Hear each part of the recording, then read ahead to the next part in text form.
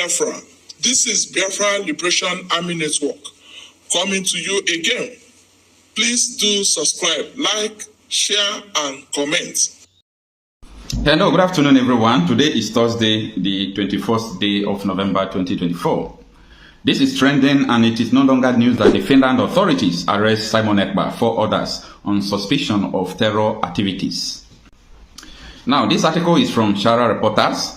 The news that broke this morning is that the Finnish government have arrested Simon Ekpa, and the allegation leveled against him is that in 2021, that in trying to fight for Biafra agitation, that there are some propaganda that he made, and that means that he sponsored, terrorism against civilians and against Nigerian authorities, and also for terror financing, that there are some money he received that was not, in order. Maybe he did not receive it in the way he supposed. They normally receive money. In Europe, they receive money through SEPA, and any money you are receiving, it has a purpose why they are sending it to you. So let me run these articles for you before we discuss these trending issues. Stay with me.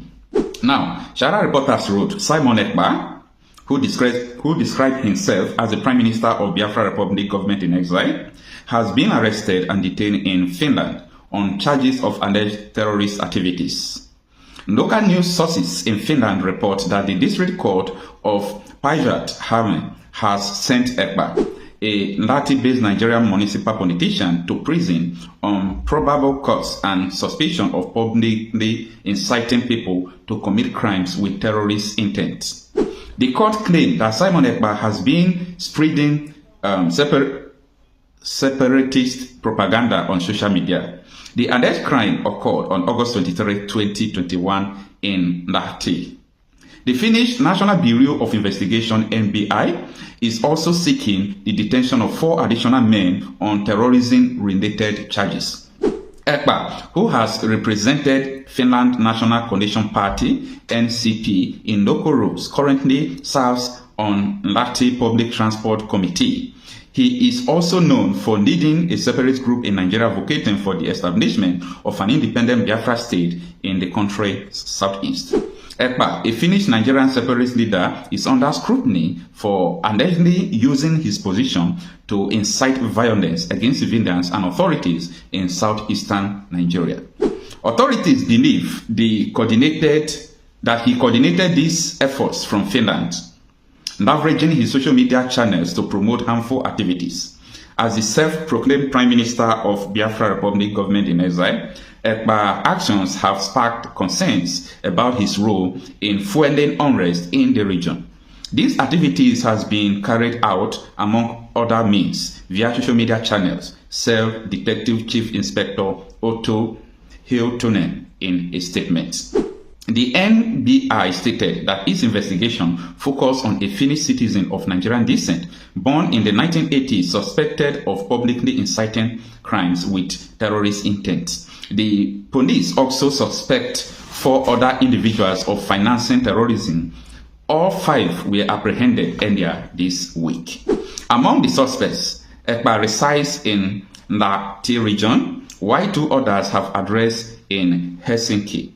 1 suspect has no registered address in Finland.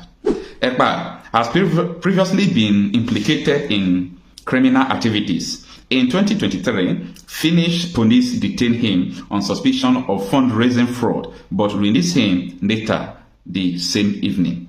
Ekpa's separatist activities has drawn global attention, particularly his calls to boycott Nigerian elections. No election will be held. Nigerian elections will not be allowed in Biafran territory in 2023. He declared in a video on social media. Ekpa has also publicly justified the use of violence. I support violence against Nigerian government forces. This is self-defense. They constantly attack us and have committed numerous war crimes. We have no choice but to defend ourselves, he stated.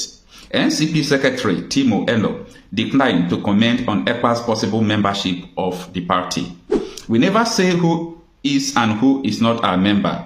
This is confidential information, Elo told YLE. Elo did, however, say that is a member of the party was suspect of terrorism offenses that would likely lead to their expulsion. According to Elo, Ekpa's role on the Public Transport Commission, for example, should be assessed locally. This is the articles from Shara Reporters. So it is Shara Reporters that wrote what I am reading out. All right, now let us deliberate about the matter and what has been going on. About a month ago, do you remember that Kashin Shettima and some other dignitaries, they were three, they traveled to Finland authorities where they told the Finnish government that, oh, you people have to choose between Ekpa and Nigerian government. Now, remember that some years back, if not 2 years ago, if I'm not mistaken, Simon Ekpa, there was a news that broke that he was arrested at the time, but that evening he was also released. Now, the issue is this. It is no longer news that the tension of December 2nd, I have been hearing about December 2nd that they're going to declare Biafra Republic on that very day. So, and because of that, all angles, especially from the Nigerian state, they have been jarring up their own thing to make sure that they try their own possible best to stop all those tension and escalation. I think that could lead to something like this, where the Finnish government now take action before that 2nd of December to arrest Simon Ekpa. For me, I think he will be tried, and they are going to go through the court processes, and if he is found guilty, that is Europe, he is going to face, the jail term if he's found guilty. And if he's not found guilty, definitely they will release him. So I think he has to hire a lawyer and so on and so forth. But by the way, for over 4 days now, you could see that Simon Ekpa have not tweeted and people have been asking about his whereabouts. So I think maybe the arrest happened 3 days ago, 2 days ago, as the case may be. Now, about the tension of the agitation of Biafra and what Simon Ekpa have been counting down to December 2nd, that he's going to declare the Biafra nation, or the restoration of the sovereignty of the Biafran people. I think that has been on the mind of a lot of people, because nobody knows what is going to happen from that very day, whether positive or negative. Everybody was just at suspense, especially the Nigerian government, Southeast senators, and so many people like that.